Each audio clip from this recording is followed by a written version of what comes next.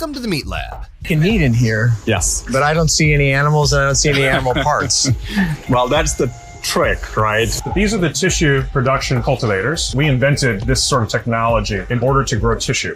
Is it safe? Absolutely. To make a delectable lab-grown meat nugget, you'll need a few very special ingredients. Number 1, growth factors. Things like sugar, amino acids, vitamins, and trace elements to give the meat everything it needs to grow. And you'll, of course, extract these factors from the cheapest food imaginable, soy. And so they're going to need things like soybean hydrolysate to provide amino acids. And where do we get soybean hydrolysate from? Well, you get it from soybeans. And how do you get soybeans? Well, you plant these giant monocrops. And what happens when you plant giant monocrops? Well, you decimate the whole ecosystem. But the problem with soy is that it has more estrogen than any other bean in existence.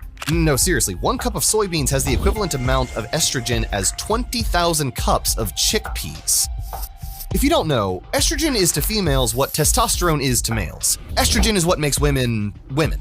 But when estrogen levels become too high, especially in males, it can lead to a whole lot of problems like infertility, low testosterone, slow growth, shrinking muscle mass, and weight gain. So yep, let's shove it into our lab-grown meat. And once your delicious soy plasma is complete, you'll need to add in your animal cells. Because remember, the goal here is to grow edible meat from just a few animal cells. But you can't just use any old regular cells from a chicken or a cow or whatever. That's because regular cells from a piece of animal meat, for example, just simply don't grow fast enough. Regular animal cells only multiply a few dozen times. So yeah, you're never gonna get your lab-grown meat factory going with cells like that. You need a type of cell that will grow to infinity super fast. And you want to know what cells multiply super fast? Cancer cells. Think about it. Tumors grow fast and get out of control, which is why cancer is so scary.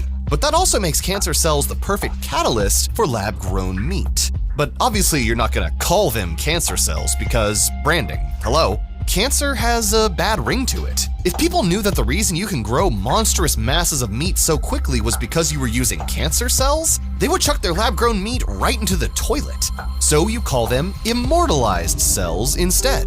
Immortalized cells are defined as either tumorous cells that do not stop dividing or cells that have been artificially manipulated to proliferate indefinitely and can thus be cultured over several generations. These cells are immortal because they multiply infinitely, like a tumor. And immortalized cells sounds much better. And when the media questions you about these immortalized cells, you tell them that, hey, scientists have been using these for decades, it's old technology. And don't worry, cancerous animal cells are completely safe, even though there are actual laws against selling cancerous meat in the US because of how dangerous it is. In an article titled, "Are Things Like Cancerous Tumors Allowed by Meat Inspection?" by Michigan State University, cancerous lesions or tumors are not allowed to enter commerce or the food chain. If laboratory results indicate the presence of cancer within the carcass will be marked, US inspected, and condemned. Once a carcass is condemned, it is denatured and disposed of, so it cannot enter the food chain.